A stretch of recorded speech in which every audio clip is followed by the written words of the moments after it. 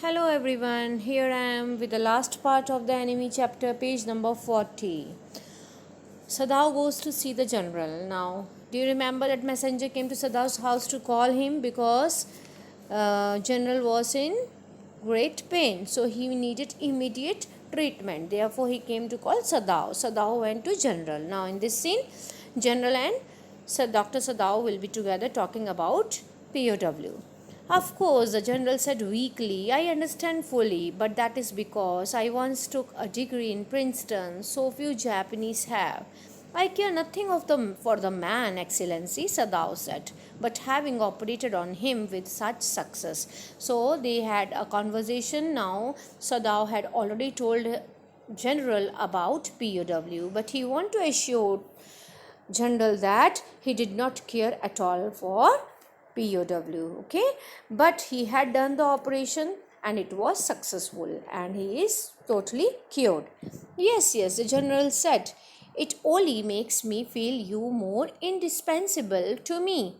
Now, evidently, you can save anyone. You are so skilled. You say you think I can stand one more such attack as I have had today. So, general said that he knew that he was a skilled doctor. Therefore, it was impossible for general to have treatment from any other doctor. So he is so much dependent on Dr. Sadao. So, and he is happy to hear from Sadao that he could stand one more attack as he had that day. Not more than that, no, not more than one, Sadao said. Sadao told him that he could not bear more than one attack, only one attack he could bear. Then certainly I can allow nothing to happen to you, the general said with anxiety. Now, general is excited. Excited means is worried that if something would happen to Sadao, who would take care of general or who would take care of him. Therefore, he said that he should not allow anything or any risk to Dr. Sadao. His long, pale Japanese face became expressionless, which meant that he was in deep thought. Who is in deep thought? General. You cannot be arrested, the general said, closing his eyes. Suppose you were condemned to death and the next day I had to have my operation. Now see the selfishness of the general. He thinks only about himself. So he does not want anything to happen to Dr. Sadao at any cost, because he knew that if he loses Sadao, his life was going to be in danger. There are other surgeons, Excellency, Sadao suggested. None I trust, the general replied. So general did not trust at any other surgeon. The best one have been trained by Germans and would consider the operation successful even if I die. So he did not rely on other surgeons because they were trained by Germans, and Germans are very brutal. So they would consider operation as successful even if the patient die. So he did not want himself to be in the hands of the to be in the hands of the doctors who are trained by Germans. I do not care for their point of view, he sighed. It seems a pity that we cannot better combine the German ruthlessness with the American sentimentality. So he knows that American doctors, which are trained by Americans, are sentimental. So he does not want to combine the ruthlessness of German doctors with American sentimentality. They could turn your prisoner over to execution, yet I could assure you would not murder me while I was unconscious. So, according to German doctors, according to general doctors which are trained by Germans, are ruthless. They can uh, kill prisoners, okay, but American doctors which are trained in America or by Americans, they do not have such hearts. They will treat their prisoners also, they will treat their enemies also, okay. So I could be sure you could not murder me while I was unconscious. The general laughed, and he had an unusual sense of humor. As a Japanese, could you not combine these two foreign elements, he asks. Now, actually, indirectly, he wants to ask Dr. Sadao to combine ruthlessness and sentimentality in his own character. Why? Because he wants the Dr. Sadao to be ruthless towards American W and POW and sentimental towards himself. Okay, Sadao smiled. I'm not quite sure, he said, but for your sake, I would be willing to try, Excellency.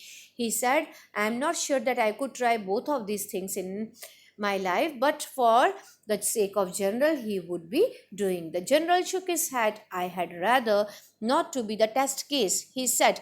He felt suddenly weak and overwhelmed with the chaos of his life as an official in times such as these, when repeated victory brought great responsibility all over the South Pacific. Now, he did not want the doctor to check his ruthlessness and sentimentality over the general. He said, do not check all these things over me. Okay, so suddenly he felt weak and he was overwhelmed with the cares of his lives as an official, because at that time it was a very crucial time in his country, and as an official he was very important for the country. Okay, so in times such as these, when repeated victory brought great responsibility over the South Pacific, and he had brought great victories to his country, and at that time he had great responsibility towards his country. Okay, being in South Pacific, he had great responsibilities, so therefore he wanted to be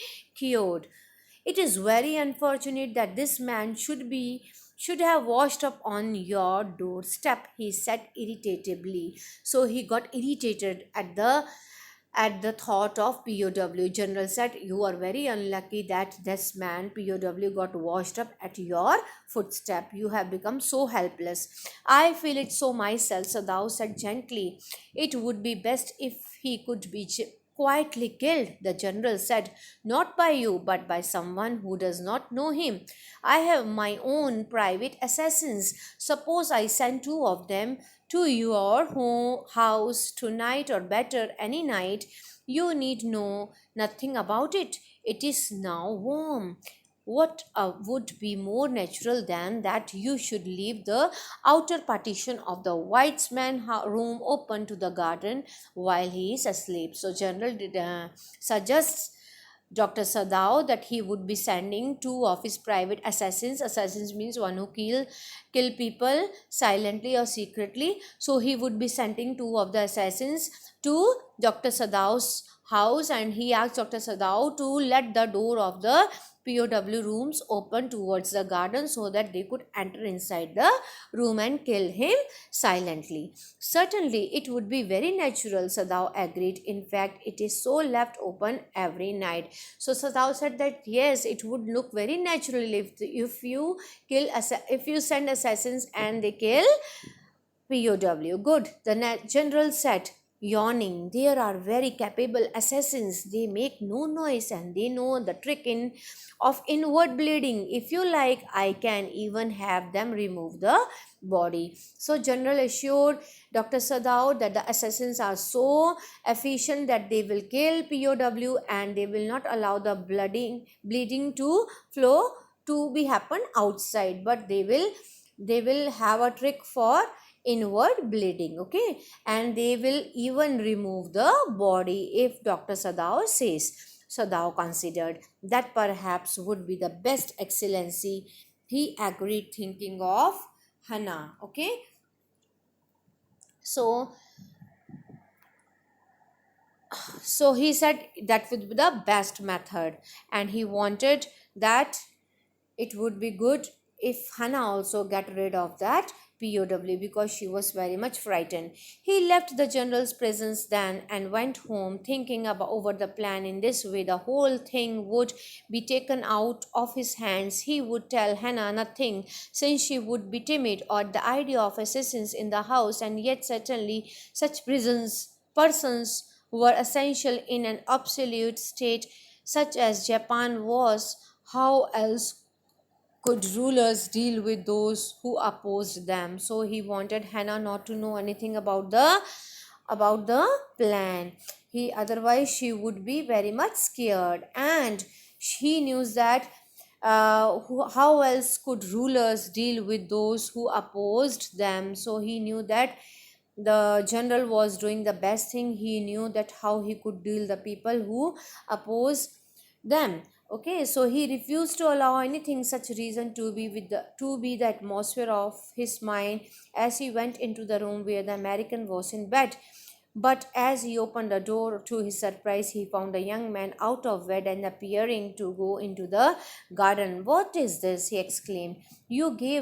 Who gave you permission to leave your room?" "I am not used to waiting for permission," Tom said gaily. "Gosh, I feel pretty good again. But will the muscles on this side always feel stiff?" So, is it so?" Sadao inquired, surprised. He forgot all else now. I thought I had provided against that. He murmured and lifted the edge of the man's shirt and gazed healing at the healing scar. Massage may do it, he said, if exercise does not. So he said that stiffness from the side would go if he would massage the operated side. "It won't bother me much," the young man said. His young face was gaunt under the stubbly blonde beard. "Say, doctor, I have got something I want to say to you. If I hadn't met a Jap like you, well, I wouldn't be alive today. I know that." So he wants to thank doctor. Sadao bowed, but he could not speak. But he is not able to speak anything because he has some other plannings in his mind. Okay? "Sure, I know that." Tom went on warmly. His big thin hands gripping a chair were white at the knuckles. "I guess if all the Japs were like you, there wouldn't have been a war." "Perhaps," Sadao said with difficulty, "and now I think you had better go back to bed." He helped the boy back into the bed and then bowed. "Good night," he said. So, continue. Sadao slept badly that night. He couldn't sleep. Okay, time and time again he woke thinking he heard the rustling of the footsteps, the sound of the twig broken, or a wind, or a stone displaced in the garden, and a noise such as man might make to carry a burden. So he could not sleep that night. Time and again he got up to, he found that there was some rustling sound, there was some twigs were broken. He thought that assassins were coming to his house to kill that POW and to remove the burden. The next morning he made the excuse to go first into the guest room. He thought that assassins might have killed POW. So next room he told Hannah that he would be going first to the guest room. If the Americans were gone, he then could simply tell Hannah that so the general had directed. But when he opened the door, he saw at once there on the pillow was a shaggy, blonde head. He could hear the peaceful breathing of sleep, and he closed the door again quietly. He thought he might have been killed, but when he opened the door, he found that Tom was still sleeping on his bed. "He's asleep," he told Hannah. "He's almost well to sleep like that." "What shall we do with him?" Hannah whispered her older friend. So she again repeated her dialogue to Dr. Sadao that what they should do with POW. Sadao shook his head. "I must decide in a day or two," he promised, but certainly he thought the second night must be the night. There rose a wind where that night, and he listened to the sounds of bending boughs and whistling partitions. So next night also he couldn't sleep. He heard different sounds, bending branches and the whistling partitions of the room. So Hannah woke up. Out we not to go and close the sick man's partition?" she asked, because there was a whistling sound in the partition, in the partition means door. So Hannah asked Sadao, should they not close the door? "No," Sadao said. "He is able now to do it for himself." Sadao made an excuse that POW could close the partition by himself. But the next morning, American was still there. Then the third night, of course, must be the night. The night wind changed to quiet rain, and the garden was full of sound of dripping eaves and running springs. Sadao slept a little better, but he woke at the sound of the crash, and he leaped on to his feet. So it was thundering, it was raining, it was dripping. So he stood on his feet, Sadao, because he heard a crash sound. What was that? Hannah cried. The baby woke at her voice and began to wail. Wail means cry. I must go and see. But he held her and would not let her move. Sadao, she cried, what is the matter with you? Don't go. He muttered, don't go. So Hannah thought that something is wrong with POW. She wanted to check. But so Dr. Sadao asked her not to go because he was afraid that she may suspect the whole plan. His terror infected her, and she stood breathless, waiting. There was only silence together. They crept back into the bed and a baby between them. Yet, when he opened the door of the guest room in the morning, there was a young man. He was very gay and had already washed, and now on his feet he had asked for a razor yesterday and had shaved himself, and today there was a faint color in his cheek. So after fourth night also, POW was still there and he was looking happy. He had shaved his face also. I am well, he said joyously. Sadao drew his kimono round his weary body. I could not, he decided suddenly, go through another night. It was not that he cared for this young man's life. No, simply it was not worth the strain. So he could not bear the strains, Dr. Sadao. So he could not go for with the another night with POW. So he had decided something. You are well, Sadao agreed. He lowered his voice. You are so well that I can think if I put my boat on the shore tonight with food and extra clothing in it, you might be able to row to that little island not far from the coast. So he asked POW that he would be giving his small boat so that he could go to the island that was not very far from the coast. So he thought that he would be giving him extra food and clothing. It is so near the coast that it has not been worth fortifying. So the island was not fortified because it was very close to the coast. Nobody lives on it because in the storm it is submerged, because the island was submerged, so nobody lives there and it was very safe. Therefore Dr. Sadao thought to send that POW on the island. But this is not the season of storm. You could live there until you saw a Korean fish boat pass by. They pass quite near the island because the water is very fathom deep there. So he said that he could wait there on the island till he see Korean fish boat pass there, and these boats they pass from there because the water is very deep there, and he could go from the Korean deep to the safe place. The young man stared at him slowly, comprehending. Do I have to? He asked. So he understood what Sadao was going to tell. I think so, Sadao said gently. You understand, it is not hidden that you are here. So Sadao said, no, it is not a secret that you are living at my house, so therefore you have to leave my house and go to the shore. The young man nodded in perfect comprehension. Okay, he said simply. Sadao did not see him again until evening. As soon as it was dark, he had dragged the stout boat, the small boat, okay, and to the shore, and in it put food and bottled water that he had brought secretly under the during the day, and as well as two quills he had brought at the pawn shop. See how caring Dr. Sadao. He did not want, because he knew that the general was not going to send assassins to kill him. He could not bear the strain and stress. He wanted to get rid of POW, and he could not even hand over him to the police. Now he had made his mind what to do with POW. So next morning he brought, when it was still dark, okay, evening, not morning, sorry, evening, he brought his small boat, and he put some food, bottle of water, and there he gave him two quills also.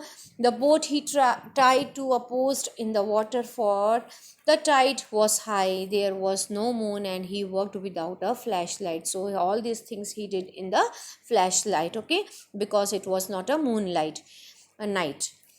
When he came to the house, he entered as though he were just back from his work. So Hannah knew nothing. He did not tell anything about to Hannah. So when he entered as if he had come from the work, but he had come from outside, from the coast. Actually, he had placed his boat for POW. Yumi was here today, she said as she served his supper. Though she was so modern, still she did not eat with him. With him. Yumi cried over the baby. She went on with a sigh. She misses him so. Okay, she's talking about Yumi, that she had come to her house and the baby was crying all about to the doctor. The servants will come back as soon as the foreigner is gone, Sadao said. He went into the guest room, and that night, before he went to bed himself, and checked carefully the American's temperature, the state of the wound, and his heart and pulse. The pulse was irregular, but that was perhaps because of excitement. The young man's pale lips were pressed together, and his eyes burned. Only the scars on his neck were red now. He went to the room. He had a full checkup of American before he sent him to the boat. So how beautiful the doctor is. See, even at the last moment he cares for the patient. So there was, the pulse was irregular because of the excitement. Sorry, excuse me. So I realize you are saving my life again, he told Sadao. Not at all, Sadao said. It is only inconvenient to have you here any longer. But indirectly, he was saving his life. He is such a kind hearted person. He couldn't kill him. As a doctor, he couldn't kill the patient. He had hesitated a good deal about giving the man a flashlight, but he had decided to give it to him after all. It was a small one, his own, and which he used at night when he was called. So he gave his flashlight, which he used when he was called by the general or by on the duty. So he gave his flashlight to the American.